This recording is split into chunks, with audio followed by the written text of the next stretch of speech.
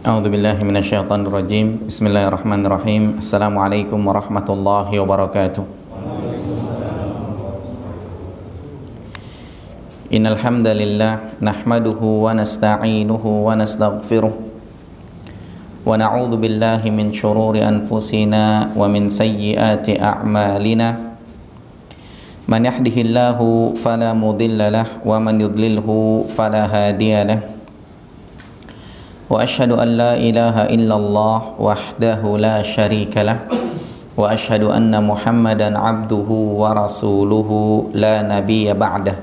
Fa inna asdaqal hadithi kitabullah wa khairal huda huda Muhammad sallallahu alaihi wasallam wa syarral umuri muhdatsatuha wa kullu muhdatsatin bid'ah wa kullu bid'atin dhalalah wa kullu dhalalatin finnar. Para jemaah yang dimuliakan oleh Allah Subhanahu wa taala, pada kesempatan malam hari ini, hari Jumat tanggal 12 Rabiul Awal tahun 1444 Hijriah atau 7 Oktober 2022, kita melanjutkan kajian kitab Syarah Ushulus Salasah bersama dengan guru kita Syekh Muhammad bin Shalih Al-Utsaimin rahimahullah, menjelaskan kitab Ushulus Salasah yang ditulis oleh guru kita Al-Imam Muhammad At-Tamimi rahimahullah. Melanjutkan pertemuan yang sebelumnya, pembahasan kita pada kesempatan malam hari ini adalah di halaman 178. Kita membahas syarah Ushulus Salasah atau penjelasan 3 landasan utama. Landasan yang pertama adalah mengenal Allah, landasan yang kedua adalah mengenal agama Islam, dan landasan yang ketiga adalah mengenal Nabi Muhammad sallallahu alaihi wasallam. Yang sedang dibahas adalah landasan yang kedua, tentang mengenal agama Islam. Dalam pembahasan ini materinya ada 3. Yang pertama, pembahasan tentang Islam. Yang kedua, pembahasan tentang iman. Dan yang ketiga, pembahasan tentang ihsan. Kita sedang dalam materi yang kedua, yaitu pembahasan tentang iman. Pembahasan tentang iman materinya ada 6. Rukun iman yang 6. Yang pertama, beriman kepada Allah, para malaikat, kitab-kitab, para rasul, hari kiamat, takdir baik dan buruk. Kita sedang dalam pembahasan materi yang kelima, yaitu tentang iman kepada hari kiamat. Kemarin kita sudah bahas iman kepada hari kiamat, atau disebut juga iman kepada hari akhir, karena tidak ada lagi hari setelahnya. Kemudian kemarin sudah disampaikan pembahasannya tentang iman kepada hari akhir, tentang iman kepada hari akhir, tentang iman kepada hari kiamat. Cakupannya ada 3, atau boleh dibilang 4 dengan dan lain-lain. Yang pertama, beriman kepada hari kiamat, dia harus beriman kepada hari kebangkitan. Manusia nanti semuanya akan dibangkitkan dan akan diberikan balasan. Ini sudah dibahas. Kemudian yang kedua, yaitu dia harus beriman, setelah beriman kepada hari kebangkitan, dia harus beriman dengan al-jaza wal hisab, ada pembalasan. Jadi manusia akan dibangkitkan, kemudian diberikan balasan. Kemudian cakupan yang ketiga, selanjutnya setelah dibangkitkan kemudian diberikan balasan, ada berikutnya, yaitu iman kepada sorga dan neraka. Itu sudah kita bahas. Dan yang dikatakan keempat yang kita bahasakan dengan dan lain-lain tadi adalah di halaman 178, termasuk rangkaian iman kepada hari kiamat adalah beriman kepada segala sesuatu yang terjadi setelah kematian. Pertanyaannya, setelah kematian apa saja yang terjadi? Yang pertama, yang terjadi setelah kematian ada yang disebut sebagai fitnah kubur. Apa maksudnya fitnah kubur? Fitnah kubur itu maksudnya adalah pertanyaan di dalam kubur. Berarti semua orang yang mati bakal mengalami fitnah kubur. Bukan berarti nanti kita di kuburan difitnah gitu, bukan. Tapi maksudnya adalah pertanyaan di dalam kubur, 3 pertanyaan. Man rabbuka, man nabiyuka, ma dinuka. Siapa Tuhanmu, siapa nabimu, dan apa agamamu. Disebutkan bahwa orang-orang yang beriman akan Allah berikan keteguhan sehingga dia bisa menjawab pertanyaan tersebut. Atau dalam bahasa dalilnya diberikan oleh Allah al-qaulus tsabit, sehingga dia ketika ditanya man rabbuka, dia bisa jawab rabbi Allah. Ketika ditanya man nabiyuka, dia bisa jawab nabiyyi Muhammad sallallahu alaihi wasallam. Ketika ditanya madinuka, dia bisa jawab dini Islam. Kemudian kalau ada yang bertanya, nanti ditanya pakai bahasa Arab atau bahasa Indonesia. Wallahu alam, yang jelas mau bahasa Arab atau mau bahasa Indonesia, bagi mereka yang dikehendaki oleh Allah akan diberikan al-qaulus tsabit, keteguhan sehingga bisa menjawab. Kalau pakai bahasa Arab bisa, kalau pakai bahasa Indonesia juga bisa, atau bahasa yang lain juga bisa. Yang jelas Allah berikan kepada mereka al-qaulus tsabit. Ya, mudah-mudahan Allah berikan kepada kita semua dan kaum muslimin al-qaulus tsabit sehingga kita bisa selamat dari fitnah kubur.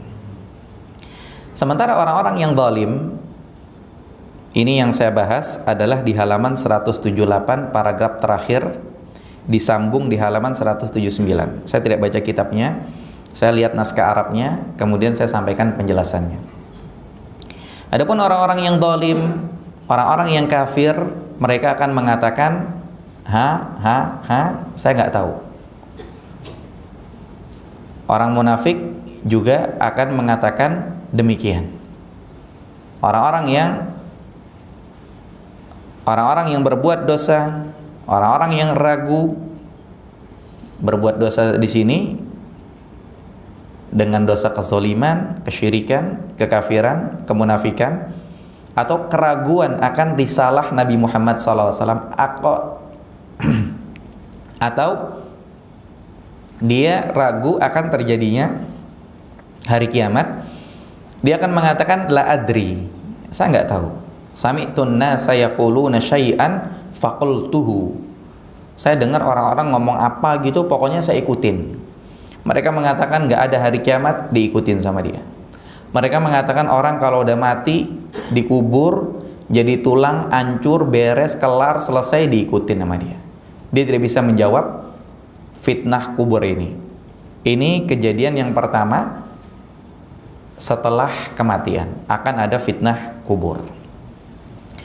Kemudian selanjutnya di halaman 179, kejadian yang kedua, akan ada siksa kubur, juga ada nikmat kubur.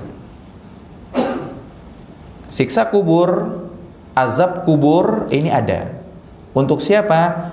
Untuk orang-orang yang zalim, untuk orang-orang munafik. Dan munafik yang dimaksud ya bukan yang kita dengar ya. Tanda-tanda orang munafik ada 3. Apabila ia berkata, dia dusta. Apabila ia berjanji, dia ingkar. Apabila dia dikasih amanah, dia khianat. Bukan orang-orang munafik yang seperti itu maksudnya. Tapi memang tidak lepas dari tanda-tanda itu. Tapi yang dimaksud munafik di sini adalah munafik orang-orang pada zaman Nabi sallallahu alaihi wasallam. Mereka punya munafik, nifaknya nifak i'tiqad, nifaknya nifak keyakinan, yaitu mereka menampakkan keislaman dan menyembunyikan kekafiran. Berarti aslinya mereka kafir. Orang munafik yang seperti itu bakal dapat azab kubur. Tapi kalau orang munafik yang kita bilang-bilang kalau bicara dia dusta, kalau dikasih amanat dia khianat, kalau berjanji dia ingkar, maka kalau ini masuk kategori dosa besar, sikap ahlu sunnah wal jamaah terhadap pelaku dosa besar, mereka di bawah kehendak Allah. Kalau Allah mau bisa dimaafkan, kalau Allah mau bisa mereka diazab. Jadi tidak serta-merta orang munafik yang itu yang dimaksud, tidak. Tapi orang munafiknya nifak i'tiqad, nifak keyakinan, itu sudah pasti bakal dapat azab kubur. Siapa mereka? Allah yang lebih tahu. Kemudian orang-orang kafir. Jadi orang zalim, orang yang melakukan kesyirikan, orang munafik menyembunyikan kekafiran, dan orang-orang kafir, mereka bakal mendapatkan azab kubur. Allah berfirman dalam Quran surat Al-An'am ayat 93, dalil pertama di halaman 179, walau tara, alangkah dahsyatnya, idzal zalimun, mereka orang-orang yang zalim, fi ghamaratil maut, ketika detik-detik kematian, ketika mereka sakratul maut. Ini sangat-sangat dahsyat kalau kita tahu. Cuman masalahnya kita nggak tahu. Taunya kita dia matinya tersenyum. Taunya kita dia matinya enak. Ada orang kafir matinya tersenyum, cakep, cantik, ini dan lain-lain. Itu nggak patokan. Di sini Allah mengatakan walau tara idzal zalimun. Kalau kalian tahu aja gimana orang-orang zalim fi ghamaratil maut, ketika mereka sedang sakratul maut, kondisinya adalah wal malaikatu, para malaikat, basitu aidihim, memukulkan tangannya ke orang kafir itu. Orang kafir itu digaplok sama malaikat, digetok-getok sama malaikat, ditabokin sama malaikat ketika dia lagi sakratul maut. Sambil malaikat ngomongnya apa? Akhriju anfusakum. Ya, akhriju anfusakum. Mati nggak lo gitu? Disuruh keluarin nyawanya. Al yauma tujzauna adzabal hun. Hari ini engkau akan dibalas dengan siksa yang sangat menghinakan. Bima kuntum taqulun, gara-gara perkataan kalian. Alallahi ghairal haq, atas nama Allah. Dan itu tidak benar. Mereka berdusta atas nama Allah. Ya, contohnya pernah mungkin kita sampaikan ya, orang-orang pendeta-pendeta dari Bani Najran tuh kalau di Sirah Nabawiyah. Jadi ketika mereka diajak oleh Nabi SAW untuk masuk Islam karena mereka kafir, malah pendeta-pendeta itu ngajak balik masuk Islam gitu. Yang kafir itu Muhammad katanya. Akhirnya diajak mubahalah. Mubahalah itu taruhan gitu, siapa yang benar siapa yang salah gitu. Biasanya kalau udah mubahalah, setahun berikutnya mati yang salah itu. Kalau nggak dia yang mati, keluarga yang mati gitu. Akhirnya kata pendeta-pendeta, ntar dulu, kita mau musyawarah dulu gitu. Ketika mereka musyawarah, salah seorang bilang, kalian tahu Muhammad itu nabi beneran, rasul beneran. Dan kalian tahu, karena mereka orang-orang ulama-ulama ini, dibilang, kalian tahu kalau ada orang mubahalah sama nabi beneran, sama rasul beneran, mati dia. Kalian mau mati mubahalah sama Muhammad itu? Akhirnya mereka mikir, sehingga singkat kisahnya besokannya mereka ketemu dengan Rasulullah sallallahu alaihi wasallam, nggak berani lanjutin mubahalah. Akhirnya mereka bilang, ya udah deh, minta apa aja kita turutin. Rasulullah SAW bikin perjanjian sama mereka. Yang pertama mereka harus begini, kedua begini, mereka aja gitu. Karena udah ketakutan mati, diajakin mubahalah. Maka mereka mengatakan perkataan atas nama Allah tidak benar. Wa kuntum an ayatihi tastakbirun, dan kalian terhadap ayat-ayat Allah kalian sombong.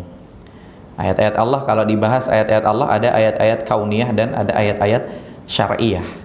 Ya, ayat-ayat kauniyah yang ada di alam ini, turun hujan, kemudian penciptaan langit dan bumi dan seterusnya. Ayat-ayat syariah, dalil Quran Sunnah, semuanya sama mereka disombongin. Akhirnya apa?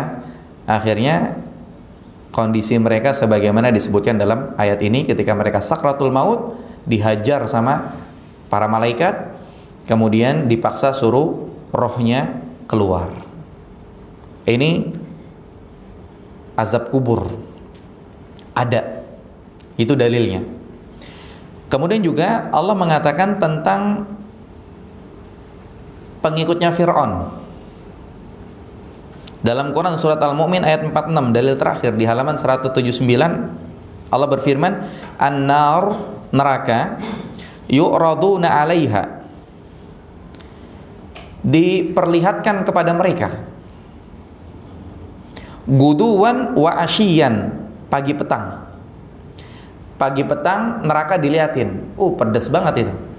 Besok dia bakal balik ke neraka itu, bakal dimasukkan ke neraka.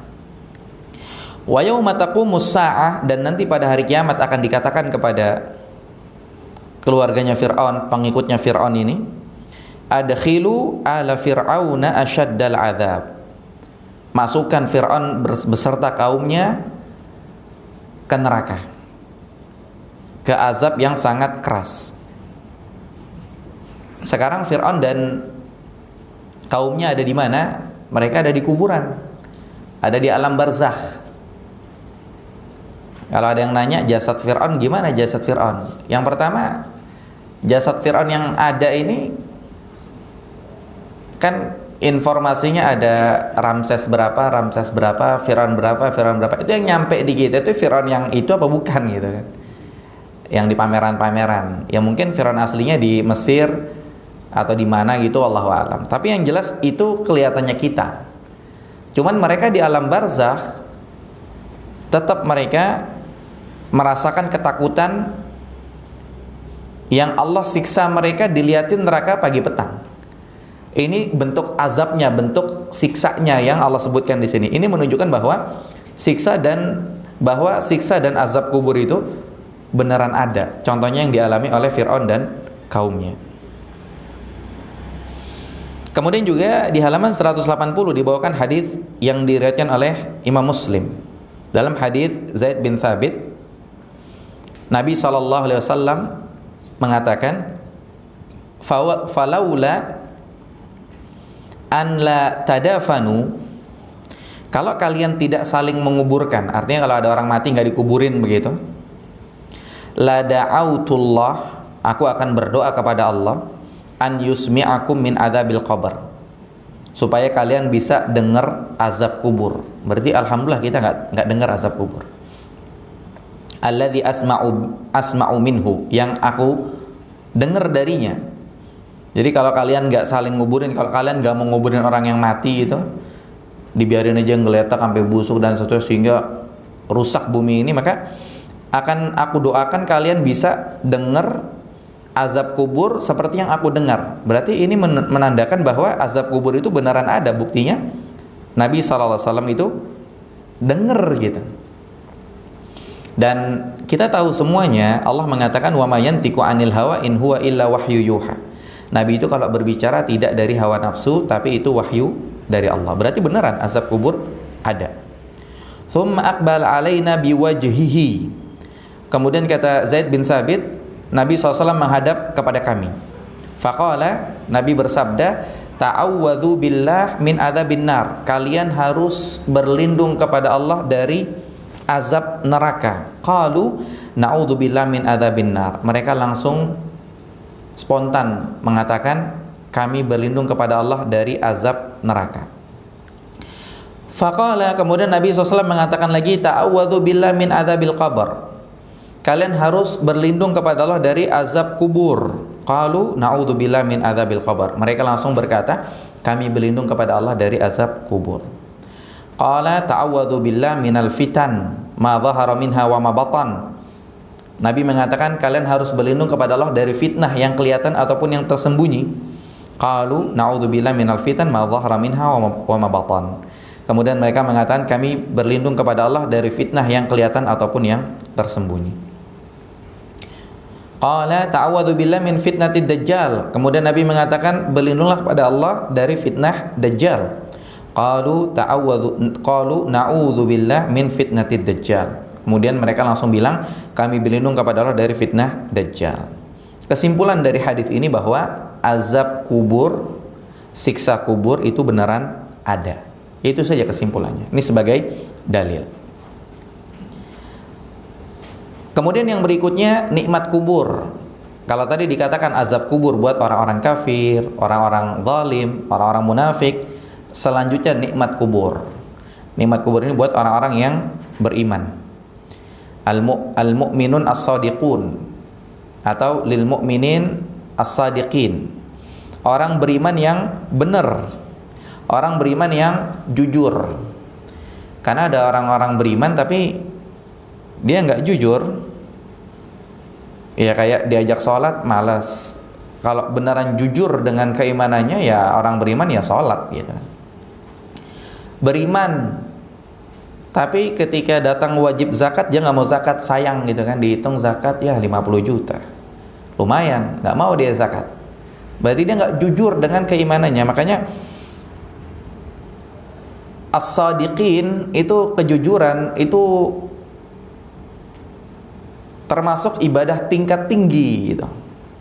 Jadi kalau orang beriman jujur, mau dia membuktikan keimanannya. Allah berfirman dalam Quran surat Fussilat ayat 30 di akhir halaman 180, innalladzina qalu rabbunallah, sesungguhnya orang-orang yang mereka mengatakan Rabb kami adalah Allah, tsumastaqamu, kemudian mereka istiqomah. Jadi nggak cuman bilang orang Islam doang, Islam KTP doang, tapi nggak istiqomah, nggak sholat, puasa Ramadan juga nggak puasa. Kalau puasa mungkin hari pertama kedua doang, terawih nggak terawih, 5 waktu nggak sholat. Ini namanya qalu rabbunallah tsumma la yastaqimu. Mereka bilang Rabb kami adalah Allah, tapi nggak istiqomah begitu. Sementara yang diberikan kabar gembira oleh Allah adalah mereka yang berkata Rabb kami adalah Allah, kemudian istiqomah. Tatanazzalu alaihimul malaikah, para malaikat akan turun kepada mereka meneguhkan pendirian mereka. Karena mereka beriman, mereka istiqomah, malaikat turun makin memantapkan mereka. Malaikat mengatakan alla takhafu, kalian jangan takut, wala tahzanu, kalian jangan sedih, wa absyiru bil jannah, berbahagialah kalian dengan sorga, allati kuntum tu'adun, yang telah dijanjikan oleh Allah Subhanahu wa taala.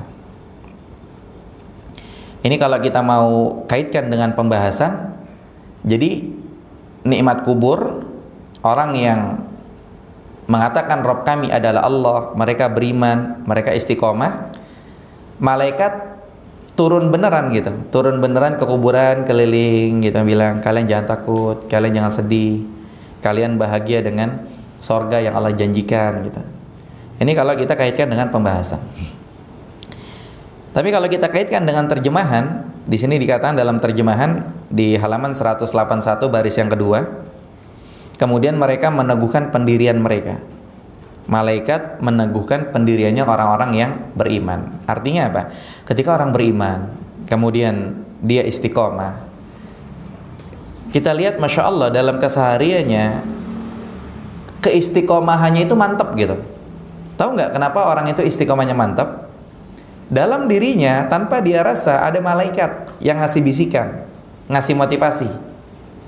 Jadi dia besokannya tuh sholat lagi 5 waktu, mungkin belajar agama lagi, kajian lagi, kemudian nolong sana nolong sini, kemudian zakat lagi, sedekah lagi, infak lagi, kemudian dia mungkin puasa sunnah lagi, qobliyah ba'diyah lagi. Jadi ada dorongan terus. Kenapa? Malaikat yang memberikan keteguhan atas izin dari Allah. Bisa jadi. Kemudian juga dalam Quran surat Al-Waqi'ah ayat 83 sampai 89, dalil kedua di halaman 181, Allah berfirman, "Falaula idza balagatil hulqum." Kata Allah Subhanahu wa taala, "Falaula idza balagatil hulqum." kenapa ketika nyawa nyampe di tenggorokan, wa antum hina izin tanzurun, dan dikala itu kalian ngelihat semuanya, wa nahnu aqrabu ilaihi minkum, dan kami lebih dekat dari dia daripada kalian, walakin la tubsirun, tapi kalian nggak tahu, kalian nggak ngelihat. Falaula in kuntum ghairu madinin, falaula in kuntum ghairu madinin, kenapa jika kalian tidak dikuasai oleh Allah, tarji'unaha in kuntum shadiqin, kalian tidak mengembalikan nyawa kalian kalau kalian benar. Jadi kalau kalian bilang Allah tidak menguasai kalian, kenapa pas sakaratul maut kok ketika nyawanya dicabut nggak bisa nolak begitu? Ini menandakan bahwa kalian itu di bawah kekuasaan Allah. Fa'amma in kana minal muqarrabin, adapun ketika dia termasuk orang-orang yang dekat kepada Allah, rajin ibadah, rajin sholat, kemudian dia istiqomah dan seterusnya, farauhun wa raihanun, maka dia memperoleh ketenangan, rezeki, wa jannatun na'im, dan dia akan mendapatkan surga yang penuh dengan kenikmatan. Berarti di sini menyampaikan dua orang, kondisi mereka berbeda. Yang satu nggak percaya dengan Allah. Kalau kalian nggak percaya dengan Allah, mestinya kalau pas mati tolak dong, jangan mati begitu. Tapi kan nyatanya tidak. Berarti ini dalil tentang azab kubur. Kemudian yang kedua, orang-orang yang muqarrabin, orang-orang yang bertaqarrub kepada Allah, orang-orang yang baik, orang-orang yang saleh. Mereka nggak dibahas nolak atau tidak, karena mereka beriman dengan hari kiamat, kematian, dan kejadian setelahnya dan seterusnya. Maka Allah langsung bilang buat mereka, farauhun wa raihanun wa jannatun na'im. Mereka dapat ketenangan, dapat rezeki, dan dapat surga. Ini menandakan bahwa nikmat kubur itu ada.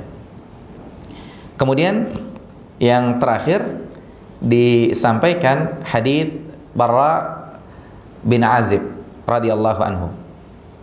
Ya, disebutkan anna Nabiy sallallahu alaihi wasallam qala fil mu'min idza ajaba al malakaini fi qabrihi. Nabi sallallahu alaihi wasallam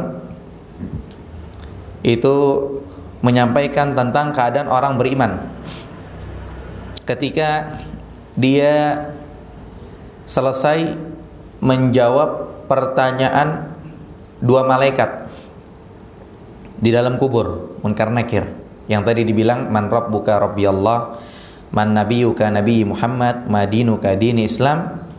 Nah, selesai itu Nabi mengatakan dalam hadis riwayat Ahmad, Abu Dawud, ini hadis panjang, di sini sedikit potongannya dikatakan yunadi di akhir halaman 181 ya. Yunadi munadin minas sama. Ada yang manggil dari langit. An sadaqa abdi. Hambaku itu hamba yang jujur. Fa afrishuhu minal jannah. Kemudian dikatakan disuruh kasih permadani dari sorga. Wa albisuhu minal jannah. Disuruh kasih pakaian dari sorga. Waftahu lahu baban ilal jannah, disuruh liatin pintu jalan ke sorga. Qala, kemudian dikatakan fayatihi min ruhiha wa tibiha, didatangkan ada ruh, kemudian wa tibiha wa yufsahu lahu fi qabrihi mudda basarihi, ada didatangkan buat dia itu ada angin sepoi-sepoi, kemudian ada harum dari surga karena dibuka pintunya tadi, kemudian dilapangkan kuburnya sejauh mata memandang. Kalau kita ngelihat kubur ya segitu-segitu aja, cuman ini perkara gaib, tempatnya adalah iman. Ini menandakan bahwa nikmat kubur itu ada. Kita berdoa mudah-mudahan kita termasuk orang yang mendapatkan nikmat kubur dan selamat dari siksa kubur.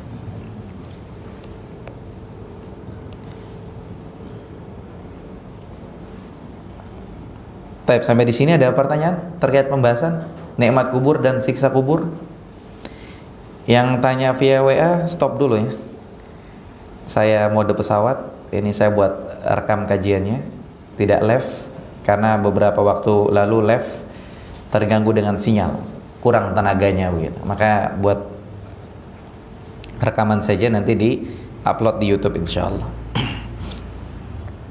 Tidak ada pertanyaan? Kalau tidak pertanyaan, kita lanjutkan dengan pembahasan berikutnya, yaitu manfaat dari kita beriman kepada hari kiamat. Karena jangan sampai kita bahas panjang lebar, kita nggak tahu manfaatnya apa gitu kan.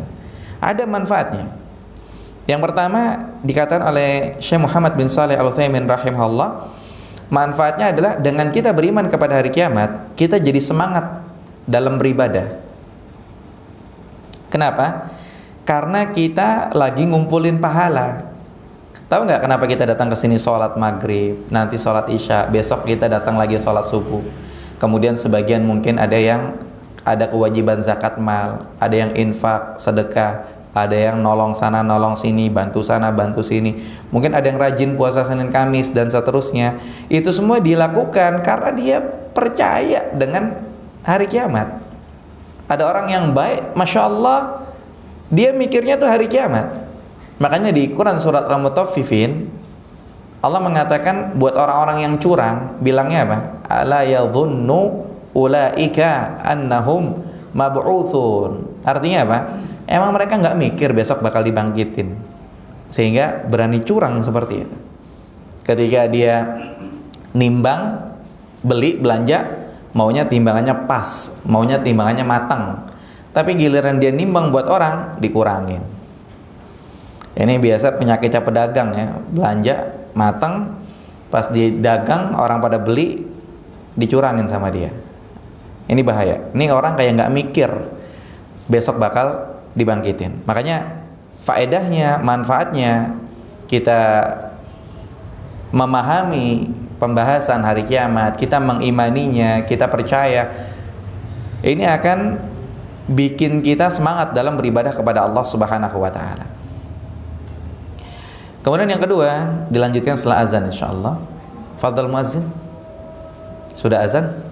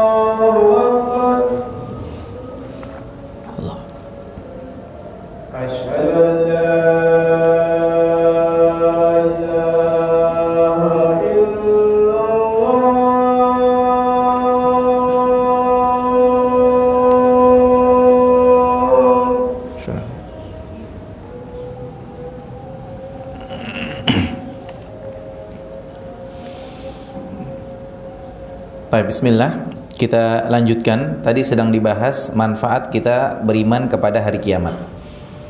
Sudah disampaikan tadi manfaat yang pertama adalah dengan itu kita semangat beribadah. Dan manfaat yang kedua kebalikannya, kita jadi takut kalau bikin dosa gitu. Karena kita mikir nanti ada hari kiamat. Kalau kita kejadian kita bikin dosa, kita istighfar. Gara-garanya apa? Kita mikir ntar ada hari kiamat gitu. Bukan berarti kita nggak bikin dosa, enggak. Dalam hadits Nabi SAW mengatakan, kalau kalian nggak bikin dosa, Allah ganti dengan generasi yang lain yang mereka bikin dosa, kemudian mereka istighfar, terus dosa-dosanya diampunin begitu. Jadi kita nggak jamin, kita nggak dijamin kita nggak bikin dosa. Terus Nabi bilang dalam hadits lain, kullu bani Adam khata', setiap kalian itu banyak bikin kesalahan. Wa khairul khata'in at-tawwabun, dan sebaik-baik orang yang banyak bikin kesalahan, yang banyak tobatnya, banyak istighfarnya. Tapi tidak dinafikan manfaat kita iman kepada hari kiamat, kita itu jadi takut kalau bikin dosa. Kalau toh kejadian kita berdosa, kita segera istighfar, kita segera minta ampun, kita segera ingat kepada Allah Subhanahu wa taala. Kemudian manfaat yang terakhir yang disebutkan oleh Syekh Muhammad bin Shalih Al-Utsaimin rahimahullah adalah kabar gembira kepada orang-orang yang beriman. Kalau ada kurang-kurang hidup di dunia, kalau ada kurang-kurang dalam hidup di dunia, kabar gembira buat orang-orang yang beriman dengan pembahasan ini, yang dia lebih arepin adalah kebahagiaan dan nikmat di akhirat. Jadi kabar gembira buat orang yang beriman dengan pembahasan ini, kabar gembiranya adalah kalau dia ada kurang-kurang dalam hidup di dunia, yang dia pikirin adalah kenikmatan di akhirat, pahala di akhirat. Kayak ini ada orang beriman, Masya Allah, ada yang ngajakin dia kerjasama, investasi, bisnis, itu, ketipu dia.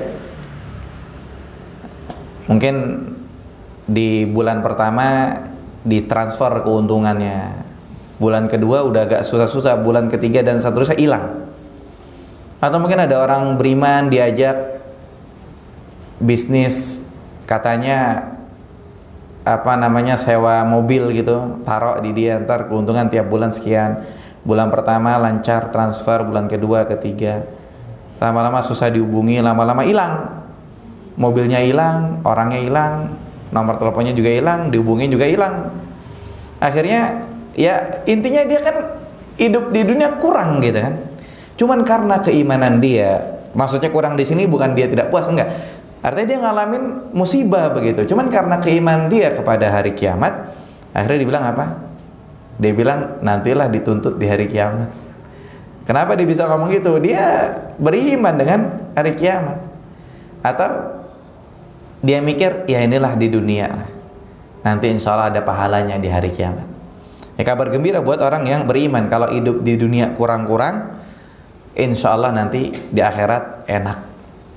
Kalau nggak salah Syekhul Islam Ibnu Taimiyah rahimahullah pernah bilang itu, dunia ini penjara buat orang beriman, sorga buat orang kafir. Ada orang kafir yang lebih miskin dari dia gitu. Orang kafirnya dia komplain, dia bilang, kok dunia ini sorga buat orang kafir, saya hidup di dunia susah, kata orang kafirnya gitu kan. Kata Syekhul Islam, kalau nggak salah Syekhul Islam bilang, nanti di akhirat kamu lebih susah lagi. Itu orang beriman, ya walaupun hidup di dunia enak, tetap nih penjaranya orang beriman statusnya begitu. Maka berbahagia buat orang-orang yang beriman kepada hari kiamat, ketika ngalamin kurang-kurang dalam hidup di dunia. Inilah dunia yang lebih diharapkan kebahagiaan di akhirat, kebahagiaan di hari kiamat. Tapi kalau ngomongin soal kekayaan, ya orang nggak dilarang kaya.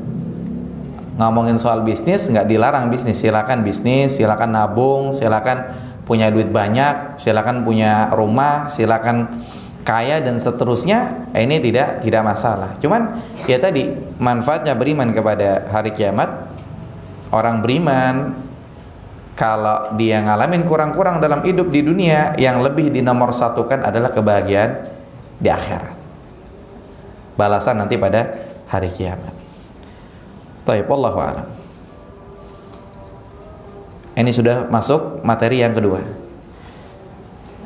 Sebelum dilanjut, ada pertanyaan? Tidak ada? Kita lanjutkan lagi materi berikutnya, yaitu tentang mereka yang nggak percayaan dengan hari kiamat. Orang-orang kafir,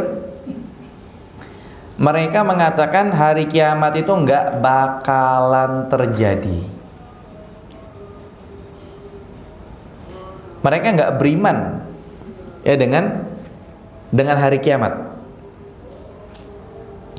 Mereka bilang nggak mungkin, hari kiamat itu mustahil. Maka ini diluruskan oleh Syekh Muhammad bin Shalih Al-Utsaimin rahimahullah, bahwa pernyataan itu batil. batil dari sisi syariat, kemudian batil dari sisi panca indera, kemudian juga batil dari sisi logika. Ini dibahas satu-satu oleh Syekh Muhammad bin Shalih Al-Utsaimin rahimahullah. Pembahasannya di halaman 183. Yang pertama dari sisi syariat dulu. Jadi kalau ada orang yang bilang hari kiamat itu nggak bakalan terjadi, kalau ada yang bilang 9 menit lagi insya Allah, saya jadikan komatnya 20 menit. Ya, saya lihat di jam saya baru 11 menit setelah adzan. 9 menit lagi insya Allah. Lagian juga saya kalau 2 jam lagi juga nggak bakal gitu kan. Nah, jadi dari sisi syariat, bantahannya adalah yang ada beberapa. Ya ada beberapa. Ada dari sisi ada beberapa lah ya. Yang pertama dari sisi syariat, Allah mengatakan dalam Quran surat At-Taghabun. Ini pembahasannya ternyata di halaman 182. Ya, 182. Di bagian akhir ini, kalau ada orang yang nggak percaya dengan hari kiamat, ini batil. Jadi kalau ada keyakinan jangan percaya sama hari kiamat, nih keyakinan batil. Batil dari sisi syar'i, batil dari sisi fakta, dan batil dari sisi logika. Yang pertama, batil dari sisi syar'i. Allah mengatakan dalam Quran surat At-Taghabun ayat yang ke-7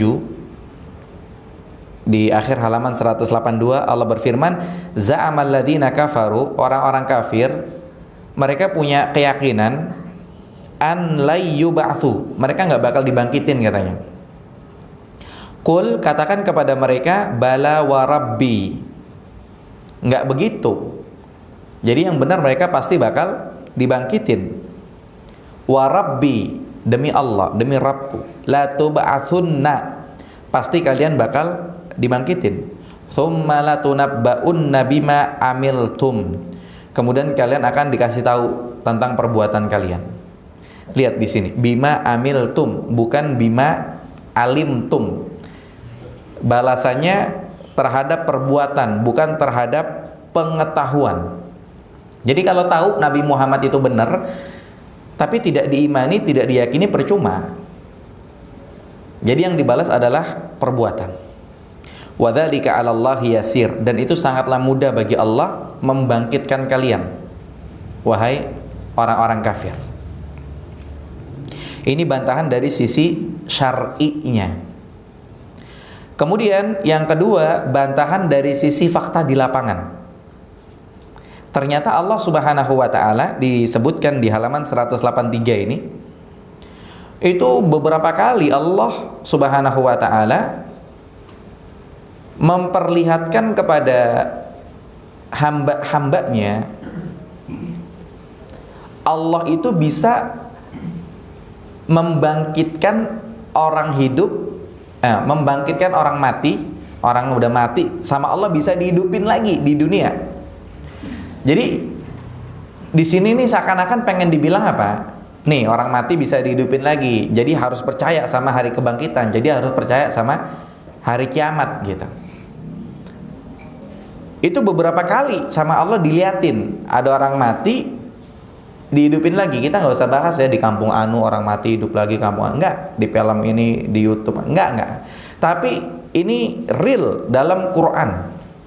Ya seperti yang pertama, kejadiannya kaumnya Nabi Musa ketika mereka mengatakan lan nu'mina laka, kami tidak akan beriman kepadamu, dalam Quran surat Al-Baqarah ayat 55 nih di halaman 183. Mereka bilang kepada Nabi Musa, hai Nabi Musa, kami tidak akan beriman kepadamu hatta narallaha jahra, sampai kami bisa ngelihat Allah dengan mata kepala kami sendiri.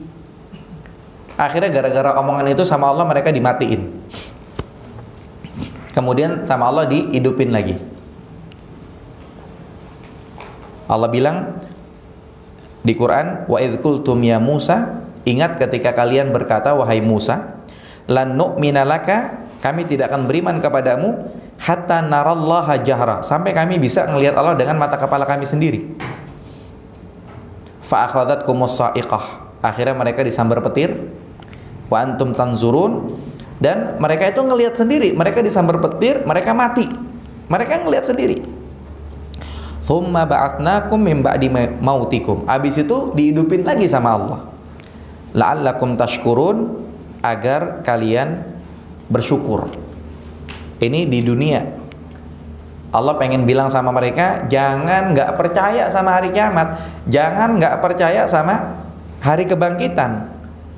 Mereka minta ngelihat Allah, langsung disambar petir di kala itu juga, mereka mati, mereka tahu mereka mati, dan mereka tahu mereka dihidupin lagi begitu. Di sini dibilangnya la'allakum tashkurun, agar kalian bersyukur. Ini kata para ulama. Jadi bersyukur itu nggak cuma bilang alhamdulillah doang gitu.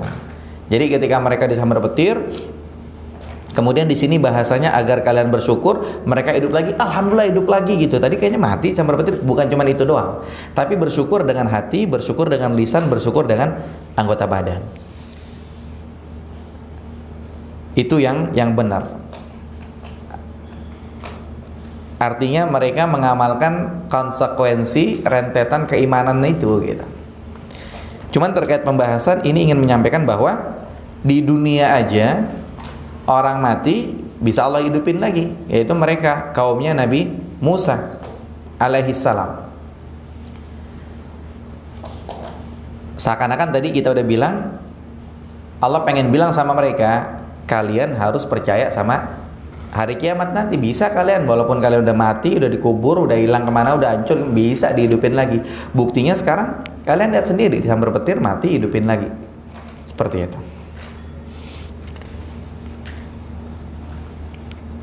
Nah, di sini Syekh Muhammad bin Shalih Al-Utsaimin rahimahullah menyampaikan ada 5 kejadian. Ada 5 kejadian dalam Al-Qur'an disebutkan udah mati bisa dihidupin lagi. Lanjutannya pada pertemuan berikutnya insyaallah. Ya, sampai di sini wallahu alam. Yang benar datang dari Allah Subhanahu wa taala, yang salah dari saya pribadi. Barakallahu fikum. Wassallallahu ala nabiyina Muhammad wa akhiru da'wana anil hamdulillahi rabbil alamin.